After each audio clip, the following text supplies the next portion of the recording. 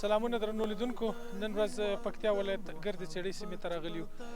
د دغې غرنیزې علاقې 2500 کورنۍ مو دلته را دعوت کړي دي او دوی ته مو اولیه خوراکي مواد راوړي دي.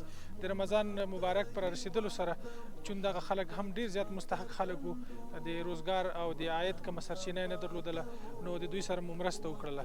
له ټولو هغو مالي ملاتړ کوونکو څخه ډیره زیاته مننه کوو چې په دغه مرسته کې د دغه خلکو سره همکاري کړې ده. جزاک الله احسن الجزا. وطن آبادو، وطن آبادو، لمنا یې په امن لجنګ او بدبختینا که خدای کول خلاصېږي د نورو محتاجینا. دا ځل به یې نړۍ سره سیالۍ کې راولو. وطن آبادو، وطن آباد.